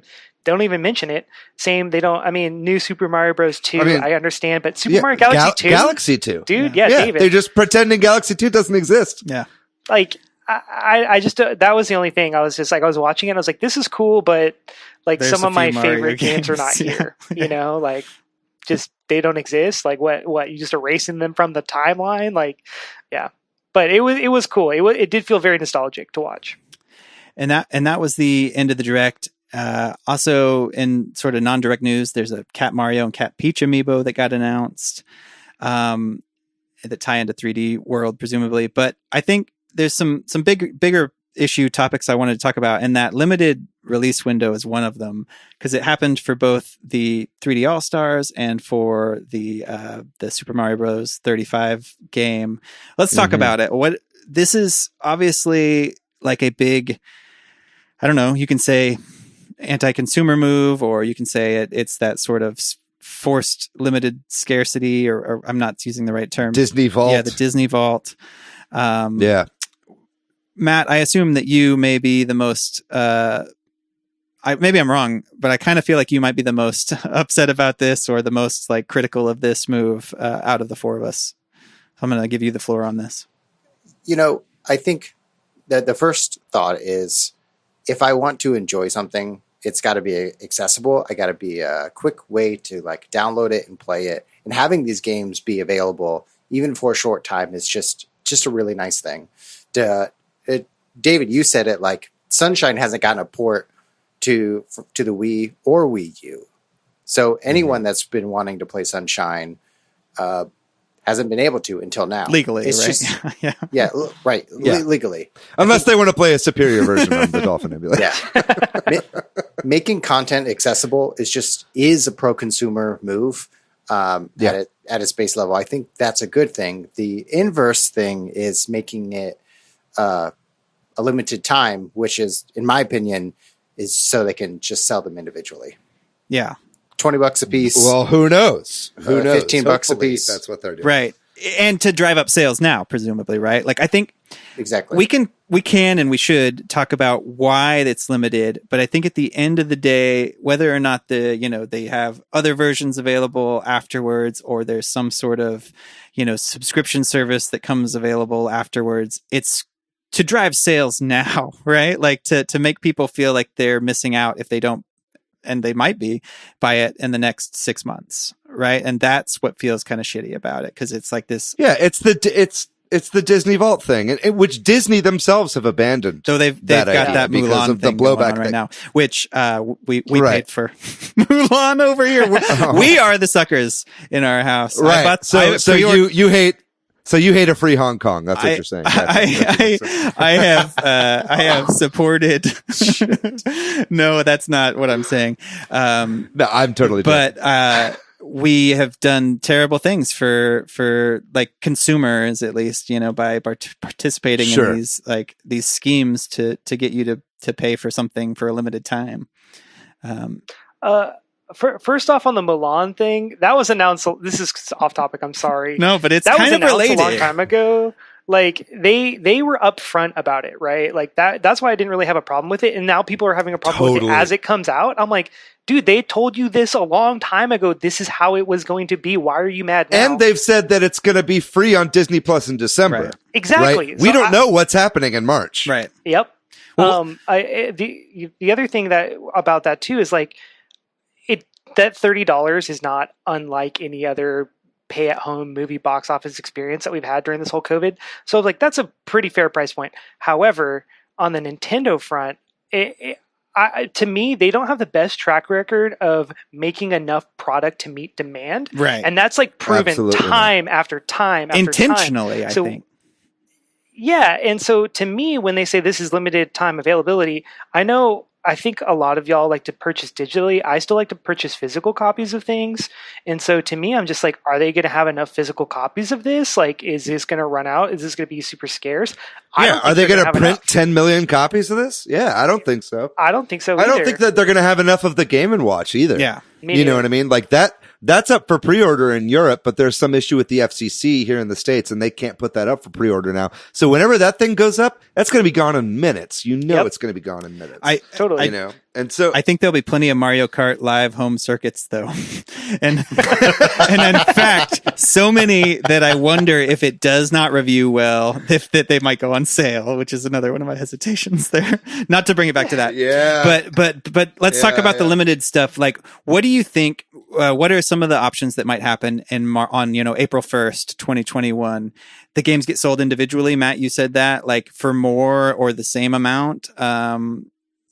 It would have to be more, otherwise it wouldn't make sense, right? Yeah, why? Because why would you? They're not going to be $20 each. If there would be no reason for them to delist the version that collects all three of them if they're $20 each. But so it's like maybe 64 is 20. Sunshine is 30 and Galaxy is 40 or something like that. Yeah. But it's like, it's going to be, if they are doing them individually, it'll be a lot more. Or they're doing the N64 right. On Nintendo Switch Online. It's going to that. And so they don't want to have two versions of it, one that you can buy. Which also feels shitty. And we have to mention here that Hot Girl Video 69, if you believe them, responded to this question saying there's a big reason why, and that we will likely find out around Christmas or January as to why. Presumably there's something happening at the end of March or in March that will make sense of this. And any way that I can think of it, it still feels like a shitty move from Nintendo, because it's a you spent money now for something you could have spent less for, or you know what I mean? Like, if it comes to NSO, then why did I buy it now? Like, or whatever, like. Whatever the reason is, we should know what it is. It's completely unacceptable to just have it be open, because people are just going to be panic buying this shit. Yeah, you know what I mean? And they are. It's limited forever. It's the second most highest selling video game on Amazon for 2020, and it's not even out yet. It's crazy. That's insane. It's already $100 on eBay. Scalpers are already. Even though you could still buy it on Amazon, it's already $100 on eBay. Sorry, Jordan, you were going to say something. I cut you off. Do you think there's a possibility? I mean, because the Super Mario 3D World doesn't come out until February? Is that correct? That's correct. Do you think there's a possibility that they'll bundle all 4 3D games in one for like $100? Like, do you think that's a thing that would ever happen? No? I do wonder if there is some sort of other bundle, though. Like, that's another one of the theories, right? Like, that there'll be some other, this is a limited time bundle, and then there'll be something else that comes after. With like 3D Land and Galaxy 2? I don't even know what, but just some, or like Galaxy 2. Yeah, exactly. I don't know. But why stop selling the original? Exactly. In any way you want to slice it, it means that we are being forced to buy something without knowing what the future holds about it. You know what I mean? Without knowing what these other options are. I just can't think of any other reasons. Like, sell it individually, but maybe the new hardware doesn't support this emulated version of Mario 64. And so they release a new version to support the new hardware that's digital only. Yeah. And you get that free upgrade if you bought this or something. Like, it's weird. It's like, give us the reason. Yeah. It's just so weird. Yeah. I think one of the drawbacks, somebody brought this up on the Spawncast this weekend, that this could be a major issue, other than like, them reselling it later or whatever, is like these versions of the game will be unique, whether they're like vastly improved ports or not.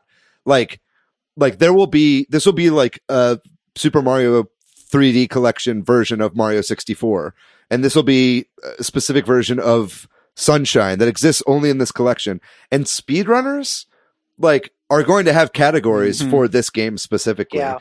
And it's like, if this game just is not available in 6 months to purchase, then just no, and especially digitally, which it's sounding like it's going to be delisted digitally as well, then they're just not going to be able to play those categories 5-10 years from now.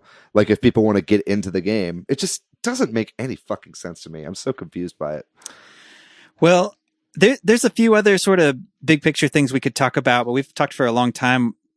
I did want to kind of, if there's anything on this list that y'all want to talk about, please mention it. But also, I just kind of wanted to talk about this announcement. We all thought this would be the holiday game. This isn't the holiday game. This is coming out September, mid-September, which leaves November and December open. We still don't know who the next Smash character is. We still don't know the Animal Crossing October update.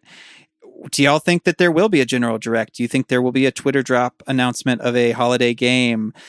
Or do you think that the other games that we do know are allegedly coming this year, like No More Heroes 3 and Bravely Default 2, are going to fall in those slots? Any thoughts on...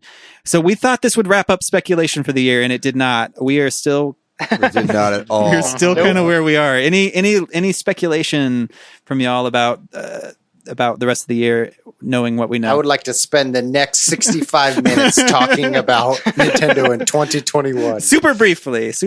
What Yes. does this mean? Any thoughts? I think this is it. This is going to be the big release. Yeah. And Pikmin. Really? So you think they'll have nothing for November? maybe like No More Heroes 3 or something? I don't think they need to. Yeah. Like from a Nintendo, like first party IP.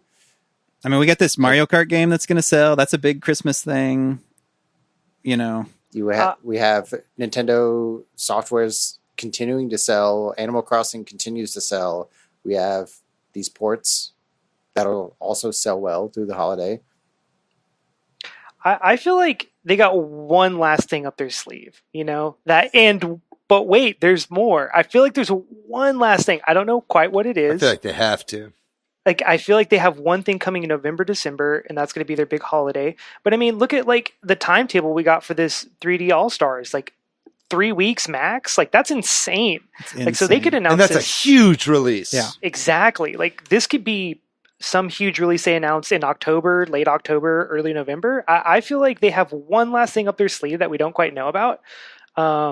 What it is, who knows? You know, I mean, there's tons of rumors swirling around. Super Mario I think RPG 2. Yeah. We didn't talk about it. I mean, that's rumor, right?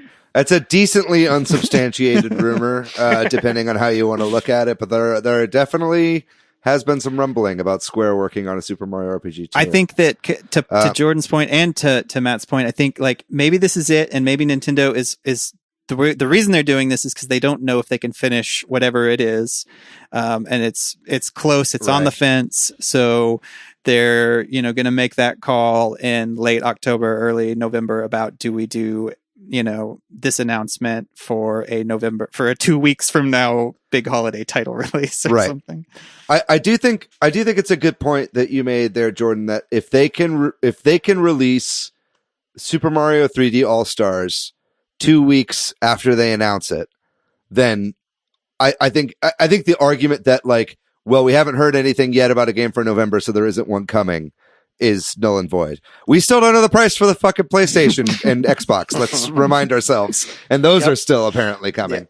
So it's like we're just in a weird time where the announcements are way close to the things that are being released because they don't even know if they'll be able to come out. Right. Yeah. But I think that we still need to, let's circle back a little bit to what we were talking about earlier with that Ninja speedrun thing having an alleged release date for April. Yeah. And if this stuff was supposed to start coming out around April, and let's say this direct was supposed to come out around then and showing all this stuff for the year of Mario or whatever, like if that's the case, then we truly have no idea what they had planned for the second half of the year.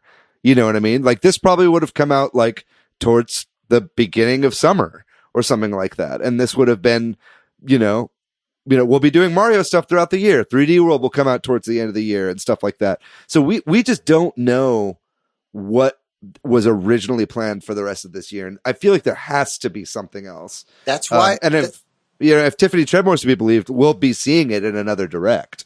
But, I feel way more comfortable bitching about problems with the release schedule for 3D All-Stars than I do feel comfortable predicting when another direct is going to come.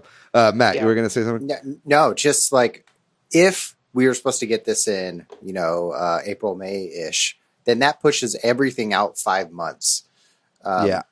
So potentially whatever was going to be announced around now or at E3 or the July Direct or August Direct, then we push that out 5 months and we're around the holiday or closer to 2021.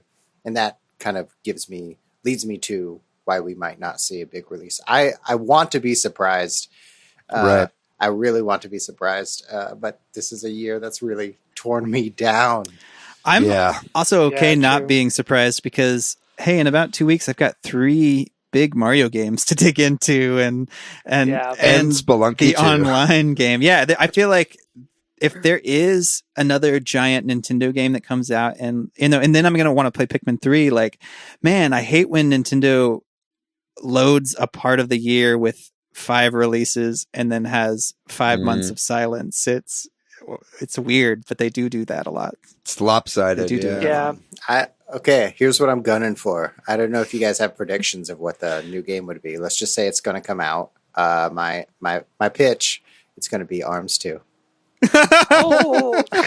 Yo, I've been seeing weird leaks on 4chan about a Wave Race successor, so that'd be lit. Bayonetta play some 3 Wave and Race. No More Heroes 3. Boom, done. Yeah, I think that's Finally. possible too. You think that those would be like big mass appeal games, though? No, No. that's no, not at all. I have no idea what they're gonna do. Like, I would argue maybe Metroid Prime Trilogy, but you're not going to come out with another trilogy. Like, that's going to be closer to Metroid Prime 4, and you're not going to come up with that trilogy right after another trilogy, like of like collection game. Like, who knows, dude? Like, they definitely have. If nothing else, If nothing else, this proves what we've already known with Nintendo is that they are willing to sit on finished games for however goddamn long they need to.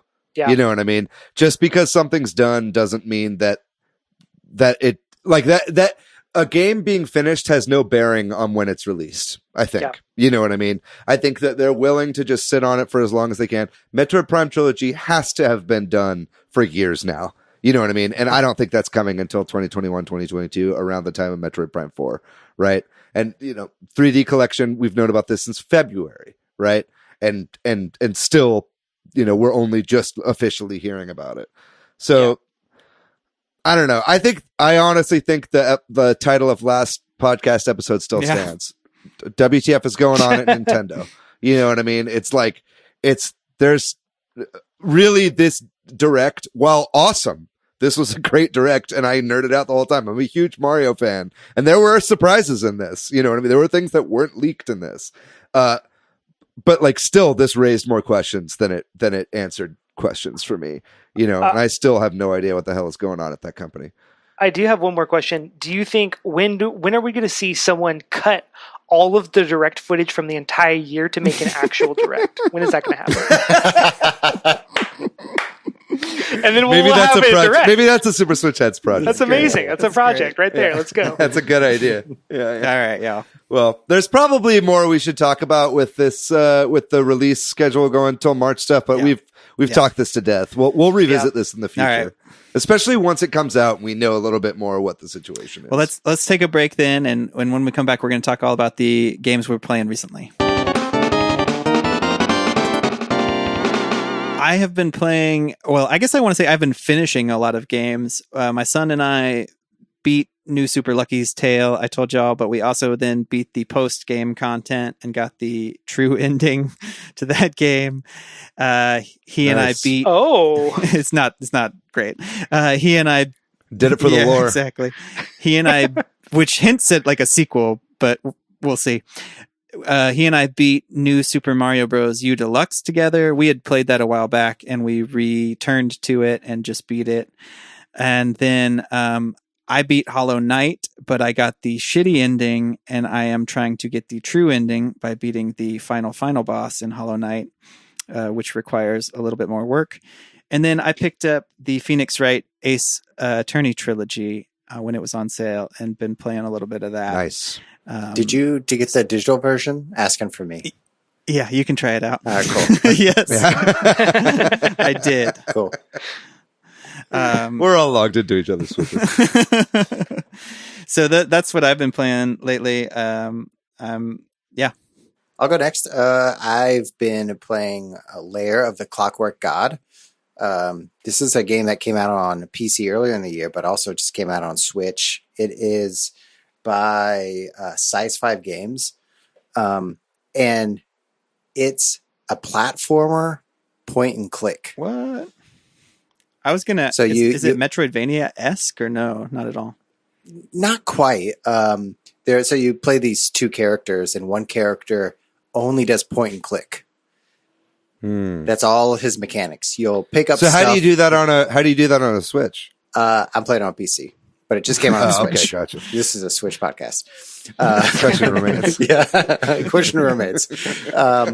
One character only, you can pick up stuff, use items, learn more about items, and then when you switch to the other character, it's a completely different moveset by platforming and having double jumps and all of that stuff.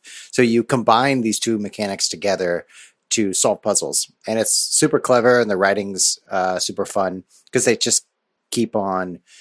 Every time you try and jump with the guy who does point and click, he says, no matter how many times you press the button, I'm not going to jump. I'm a point and click guy.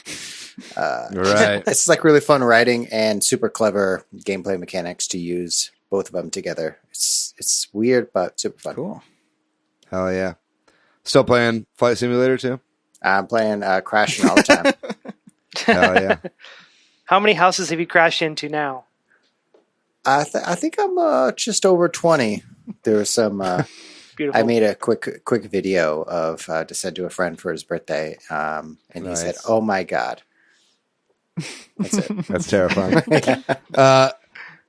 So first game I've been playing isn't a game, but I actually subscribed on Patreon to Nintendo Force magazine. And got an issue of that in for the first time. The magazine's been going on for a few years now. If you aren't subscribed to this magazine and you listen to this podcast, you would probably fucking love this magazine. It's awesome. And actually, I'd love to have one of the editors of this magazine on the show sometime and talk to them about it.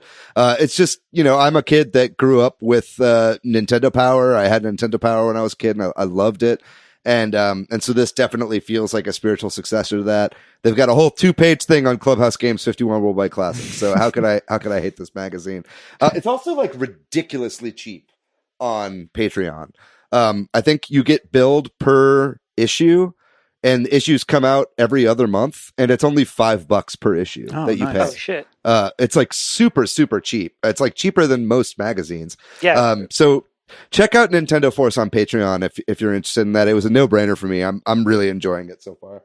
And then other than that, been playing a lot more Crosscode, been leveling up quite a bit, and I'm on the second of 6 or 7 temples now. So this is going to be a long game. I'll be playing this for a while, but I keep going back to it, and then whenever I get frustrated, I put it down, but it always brings me back. It's not going to be a game that I just ignore, I think. I'm definitely in it to win it on that one.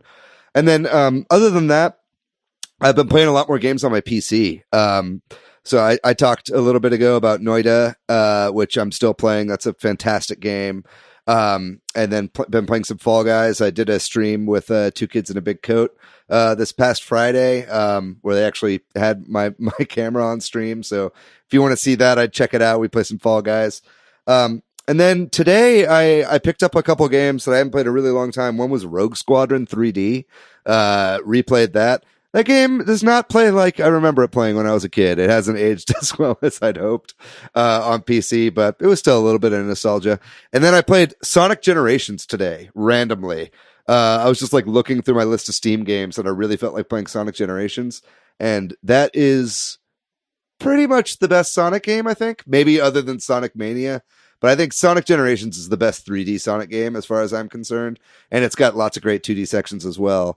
So I'd love to see those old 3D Sonic games to come to Switch. I doubt they will, but it's been fun going. Now that I have my PC up and running again, playing some of these old Steam games that I have like in my backlog that I either played a long time ago or never got around to playing.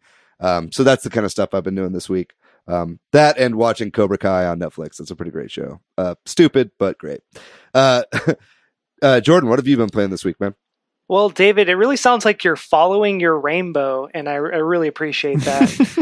It's like that's my favorite Sonic level ever. Is the city escape or whatever. And that song is ridiculous. I recently I'm rolling around at the speed of sound, bro. So I've been playing, as always, Animal Crossing. I pretty much log in every day just to kind of get my daily stuff done. I usually only play about 20 or 30 minutes a day. But yeah, just kind of getting all that kind of stuff done. Also, a new season of Apex Legends came out, so I've been playing that.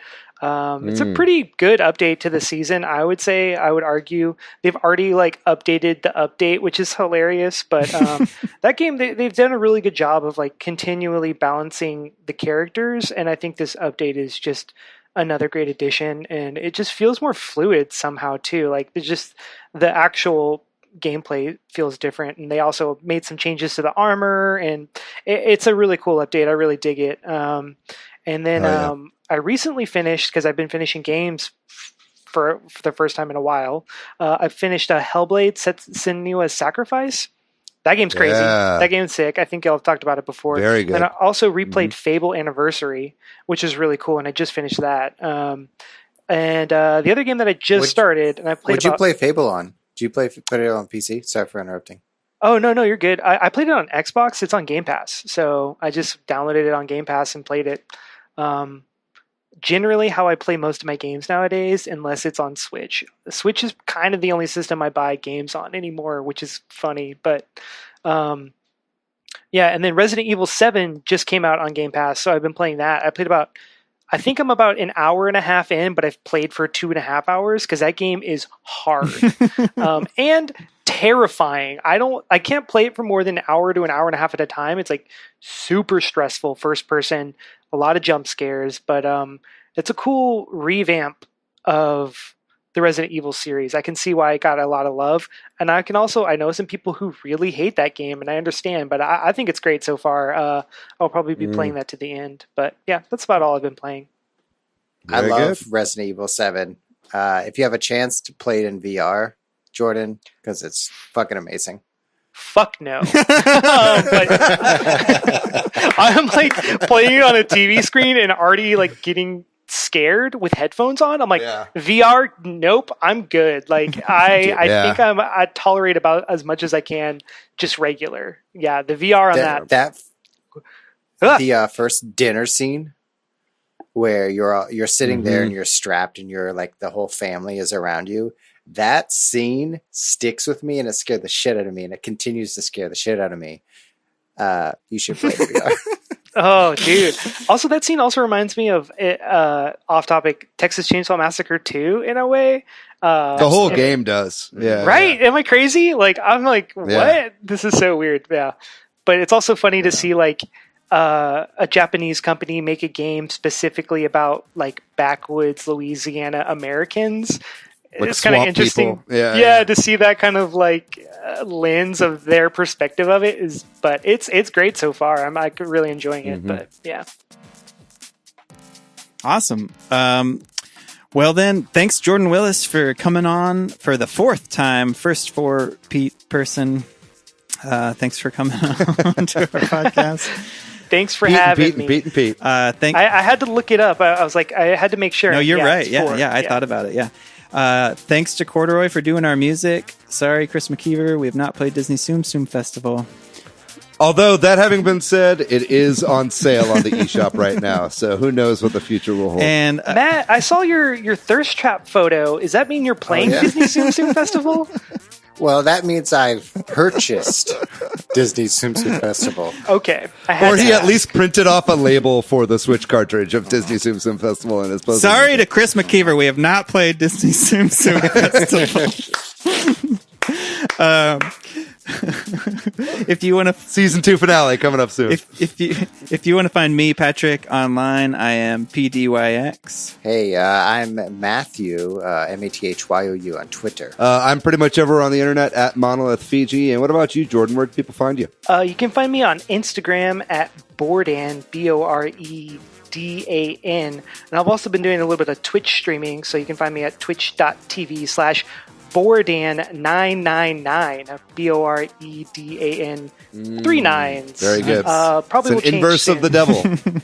Yeah, man. Someone has Bordan, which blew my mind, and also it just might be me and forgot my password and my email. But yeah, that's probably what it is. Anyway, yeah, that's where you can find me online. Awesome. If you'd like to find our show on social, we are at Super Switch Headz on Instagram and Facebook, at Switch Headz on Twitter. And then, of course, we've also got our Facebook group, Switch Headz in all caps with a Z. That's the best kind of forum for us. It's a great community of people. And then also we've got our Discord as well, which kind of is our giant chat room. So make sure you check out both of those if you're a fan of the show. We'd love to have you join our community. Ladies and gentlemen, thank you so much for listening to us kind of just work through our feelings on this Super Mario 35th Anniversary Direct. It was a complicated one, and I don't think we're done talking about this. Like I said, there's a lot more theories, a lot more ideas as to why this stuff is going away in March, and I'm sure we'll be touching on this again in the future. But in the meantime, ladies and gentlemen, thank you so much for listening to the show. We're going to have a great episode for you next week. If all goes well, we're doing a whole episode on visual novels. So if that's something that interests you, make sure you listen in. It's going to be a fun show regardless. Other than that, folks, we love you very much. Keep fighting the good fight. Keep washing your hands. Keep wearing a mask. It's not safe out there yet, so just be smart. Otherwise, we love you very much. We'll see you next week. Bye-bye. Have a good one. We love you. Bye-bye.